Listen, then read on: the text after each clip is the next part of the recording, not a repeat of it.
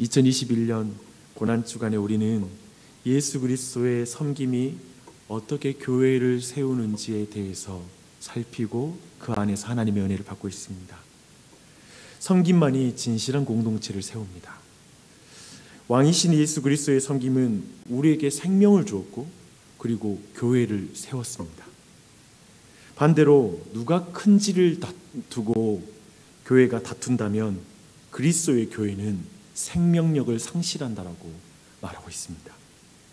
올해의 우리는 왕이신 예수님이 나의 더러운 죄를 씻기시는 그 섬김을 받지 않는다면 그 사람은, 그 교회는 예수님과 상관이 없다라는 것을 세족식을 통해서 우리가 살펴보았습니다.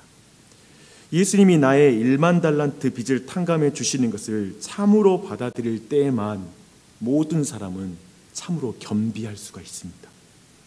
다른 사람의 죄가 내 죄보다 무거워 보이지 않는다면 사람들은 거짓 없이 다른 사람을 섬기는 것은 불가능한 것입니다.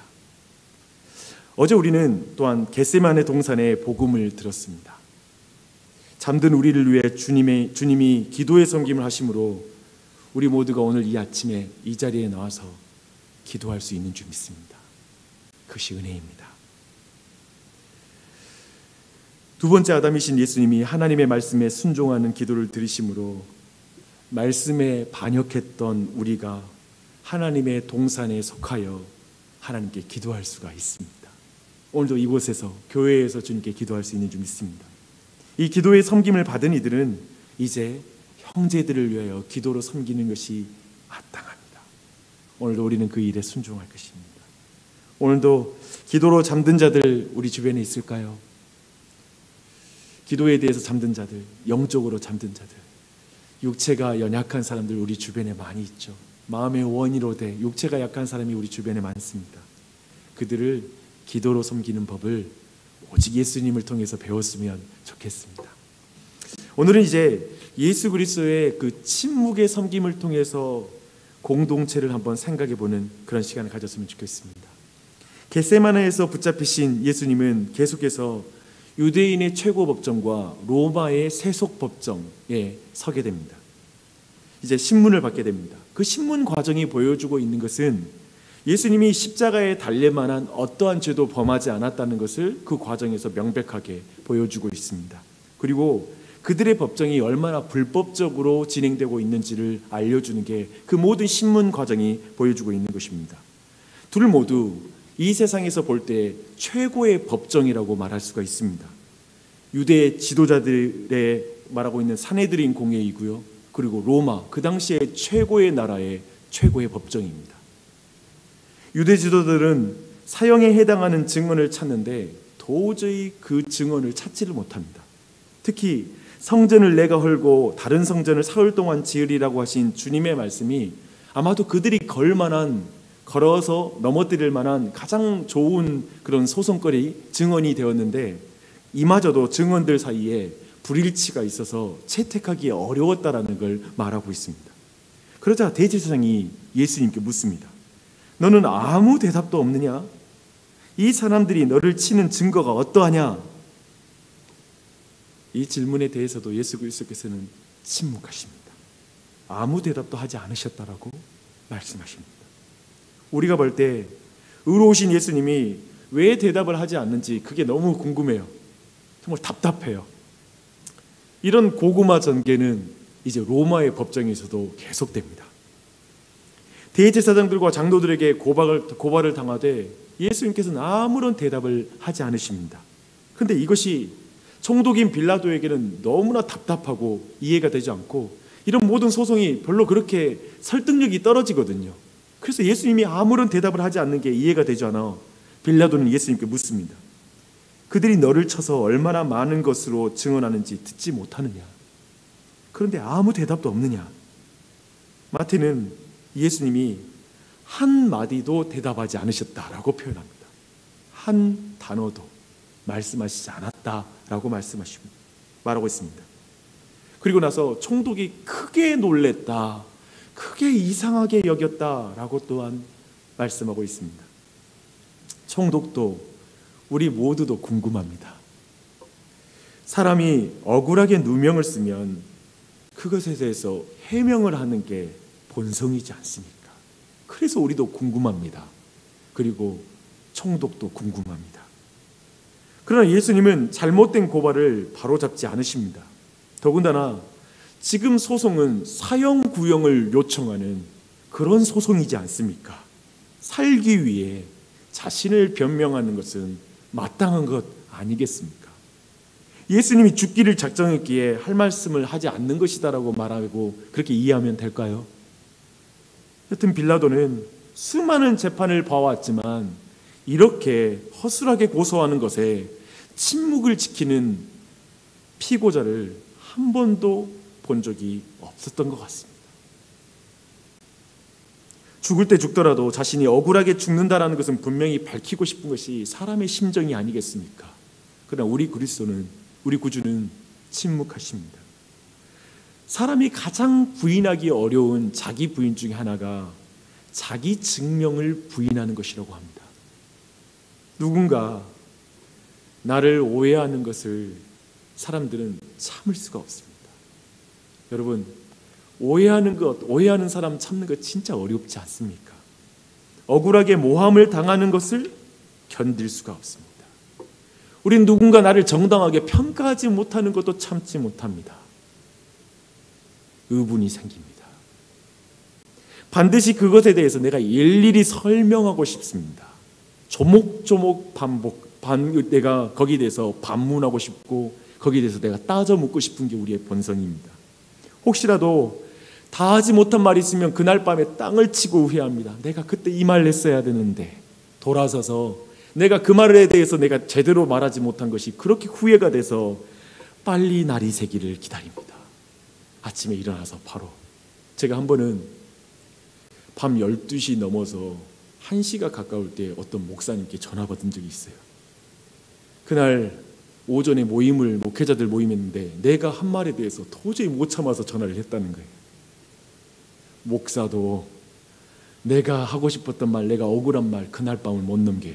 다음 날 말해야 되는데 그 말, 물론 제가 그분을 너무 비난한 말이라 그분이 정말 저에게 따끔한 말을 해주셨기 때문에 그날 밤에 저도 그 말 듣고 제가 잠을 못 잤어요.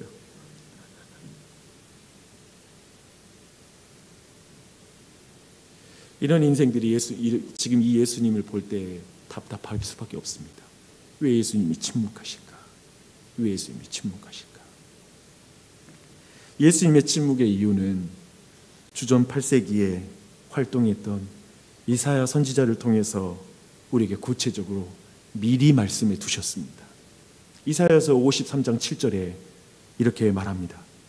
그가 곤욕을 당하여 괴로울 때에도 그의 입을 열지 아니하였으며 마치 도수장이 끌려가는 어린 양과 털 깎는 자 앞에서 잠잠한 양같이 그의 입을 열지 아니하였도다. 왜 의로우신 예수님은 어린 양과 같이 잠잠하십니까? 6절에서 이렇게 말합니다. 우리는 다 양 같아서 그릇 행하여 각기 제 길로 가거늘 여호와께서는 우리 모두의 죄악을 그에게 담당시키셨도다. 진정한 대제사장이신 예수님이 모든 거짓 증언에 침묵하시는 것은 죄인의 죄악을 담당한 어린 양이기 때문에 그렇습니다.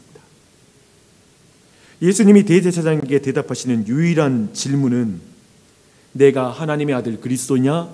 라는 이 질문에 대해서만 대답하십니다. 그렇다. 내가 말했다. 내가 하나님의 아들이요 그리스도이다. 이 말만 대답할 뿐입니다. 그리고 주님께서는 그 외의 모든 참소에 대해서 그대로 받아내십니다. 의로우신 분이신데 하나님의 아들이신데 그대로 받아내십니다. 그 모든 거짓 참소를 다 인정하는 것처럼 받아들입니다. 그거 있잖아요. 침묵하면 다 받아들이는 거잖아요. 그것처럼 받아내십니다. 사실 예수님의 침묵은 죄인들이 받아야 할 마땅한 모든 고소를 자신이 대신 받아들이는 것이기 때문에 그렇습니다. 만약에 우리가 하나님 하늘 법정에서 하나님 나 그 죄는 짓지 않았는데라고 우리가 그분에 대해서 참소에 대해서 내가 그렇게 말한다면 내 죄를 인정하지 않는 것이잖아요. 지금 주께서는 내 대신 죄를 담당하는 어린 양이시기 때문에 모든 참소를 그대로 받아내십니다. 자신의 죄로 인정하고 받아들이듯 거짓된 참소를 받아들이고 계십니다. 우리는 대제사장과 이 빌라도의 법정에서 다시 복음을 듣습니다. 그 복음은 무엇입니까? 우리 구주 예수님이 자신이 행하지 않는 죄의 고발을 그대로 듣고 계십니다. 침묵하십니다. 오직 나는 하나님의 아들 그리스도라고 말씀하시면서 모든 참소를 그대로 듣고 계시는 분을 만나게 됩니다. 왜요? 택하신 주님의 백성이 마땅히 당해야 될 참소를 대신 듣기 위해서 그러십니다.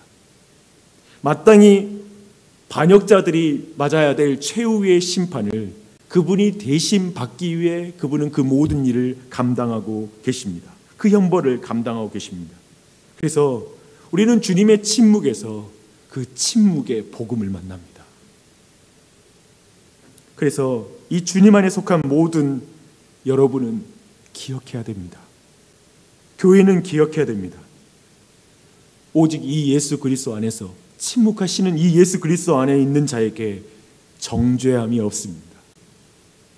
이제 그리스도 예수 안에 있는 자에게 하늘 법정에서도 그를 탈탈 털어도 고소할 거리는 더 이상 나오지 않습니다.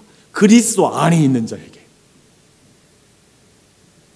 하늘 법정에서 사단이 아무리 참소한들 하나님은 그의 말을 듣지 않습니다. 왜냐하면 예수 그리스도께서 우리를 위해 억울한 참소를 그대로 듣고 침묵하셨기 때문입니다. 우리는 예수 그리스도 안에서 모든 죄에 대해서 억울한 것에 대해서 침묵하신 예수 그리스도를 보고 그분에게 은혜를 받는 자는 하늘나라에서 사단으로부터 이 세상 어떤 것으로부터 참소를 듣지 않을 것입니다. 그래서 오늘도 우리는 사탄의 수많은 참소에 대해서 무시할 수 있습니다. 사단이 하는 말이 다 틀려서가 아닙니다. 너 이런 죄를 짓고 있네? 너 오늘 이런 실수를 범했네? 너 이렇게 부족하네? 그 말이 다 틀린 말은 아니에요. 그렇죠? 그런데 하늘 말마다 틀린 말입니다. 그래, 너는 하나님께 사랑받기 틀렸어. 넌 하나님 백성 아니야. 하는 말마다 틀렸습니다. 우리는 오늘도 조금만 틀리면 내게 와서 나를 고발하는 예수님을 상상하지 않습니다.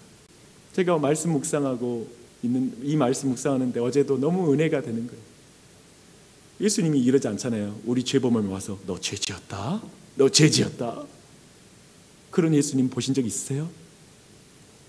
제가 느끼는 확신은 뭐냐면 예수님, 우리 하나님은 계속 침묵하시는 거예요. 나는 알아요.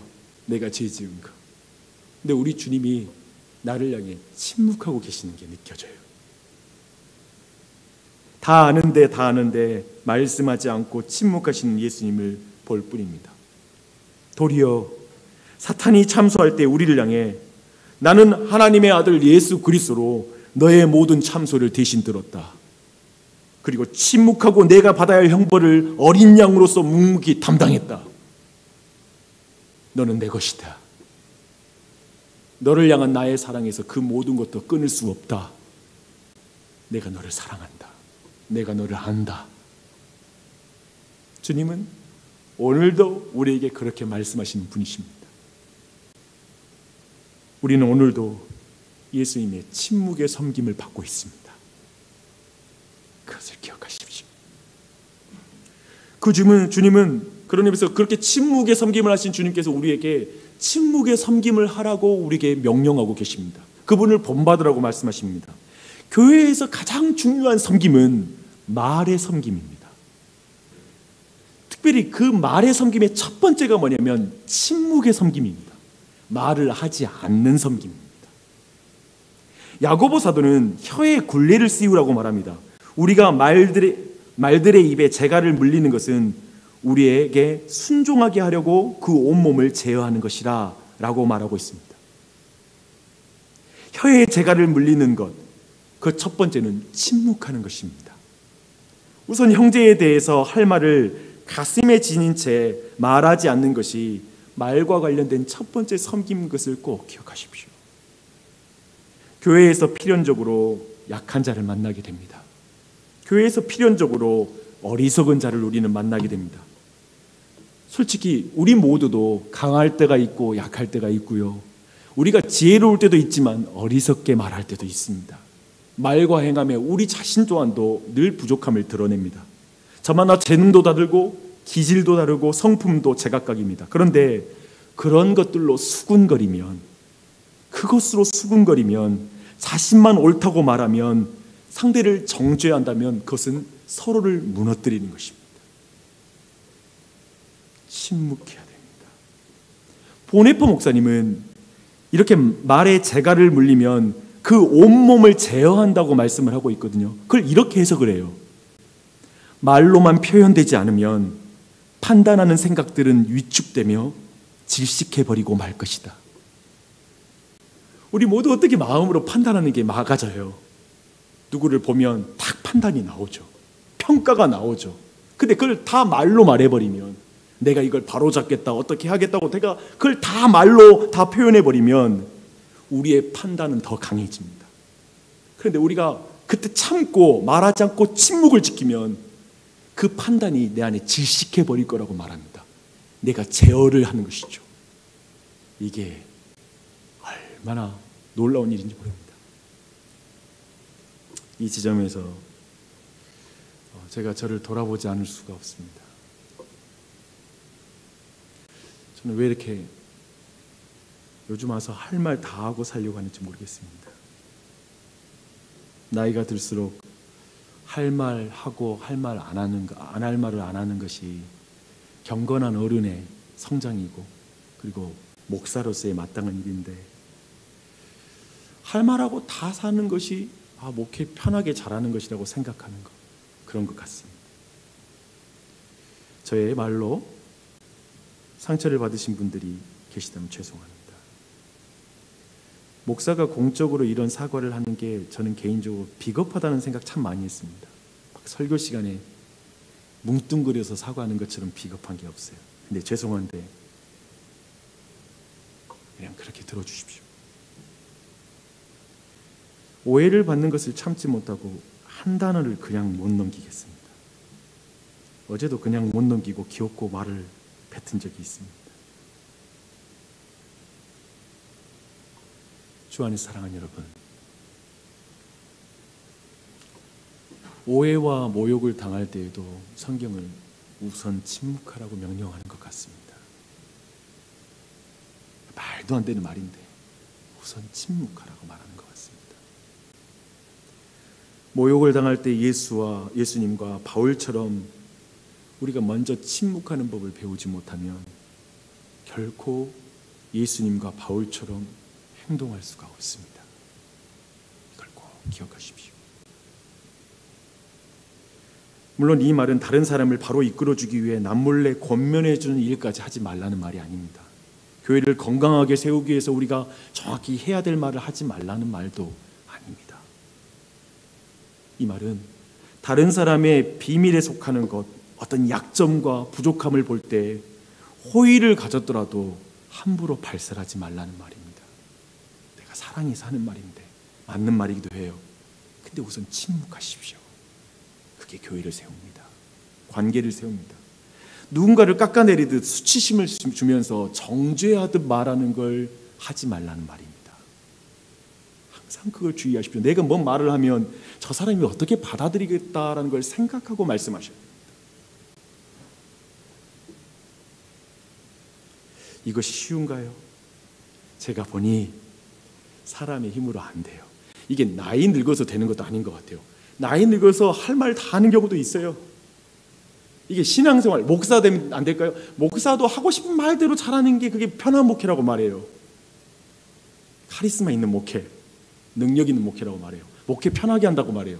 근데 그 특징이 뭐냐면 목사가 할 말 하고 싶은 거 다 하고 사는 게, 쉽게 말하면 목사들 세계에서는 아주 능력 있는 목사라는 말을 듣습니다. 저도 오래 사귄 이들에게 한마디쯤은 해주고 싶은 말이 다 있습니다. 한 사람 우리 교우들 생각하면 내가 이 말은 꼭 해주고 싶은데 못하는 말들이 있어요. 언제 할까 기다릴 뿐입니다. 근데 오늘 말씀을 보는데 그 사람도 나한테 해주고 싶은 말이 있겠다는 생각이 들더라고요. 그리고 내가 하고 싶은 말은 저 대제사장들의 말들처럼 정당하지 못한 말이라는 생각도 들더라고요. 제 판단을 못 믿겠는 거예요. 또 예수님은 의인으로서 모든 모욕과 오해를 받으셨는데 내가 받는 것은 거의 없는 말이 아닌 거예요. 죄인으로서 듣는 말인 거예요. 나는 불완전한 사람으로 듣는 말인 거예요. 그런데 예수님 그러지 않잖아요. 그런데 내 마음을 정당하게 말하지 않는 것도 참지를 못하고 내 본심을 왜곡하는 거에 대해서 성내고 화를 내고 있는 내 자신을 보는 거예요. 저는 종종 아내든지 다른 사람이 내 마음에 대해서 과거에 내가 들었던 말을 설명할 때 내가 했던 말하고 다르면 그렇게 성이 나요. 아니, 키워코 바로잡아요. 그건 내가 한 말 아니야. 그런 나를 봐요. 주 안에 사랑하는 여러분, 예수님의 침묵의 섬김을 받는 여러분, 침묵의 섬김을 부부 사이에서부터 하십시오. 자녀들과 관계에서 행하십시오. 교우 사이에서 그걸 실천하십시오. 세상에서 한번 해보십시오. 세상에 나가면 끼리끼리 모여서 상사를 뒤에서 험담하거나 이게 문화잖아요. 누군가를 험담하는 것 뒤에서. 거기에서 여러분이 잠시 침묵하십시오. 그 자리 피할 수는 없으니까 조용히 계시면 돼요. 거기에서 맞다 할 필요 없고 조용히 듣기만 하면 다 전달되는 거예요. 잘하는 거예요. 침묵하십시오. 제가 말로 어떻게 다른 사람 섬길지는 금요일 날 말씀드릴게요. 근데 말로 누군가를 섬기기 전에 침묵으로 섬기는 법을 모르면 말로 섬기는 게 불가능하다는 게 가르침이에요. 오늘은 예수님의 침묵의 섬김만을 생각하십시오. 그리고 오늘 기도할 때 그렇게 같이 기도했으면 좋겠어요. 우리 같이 함께 기도합시다.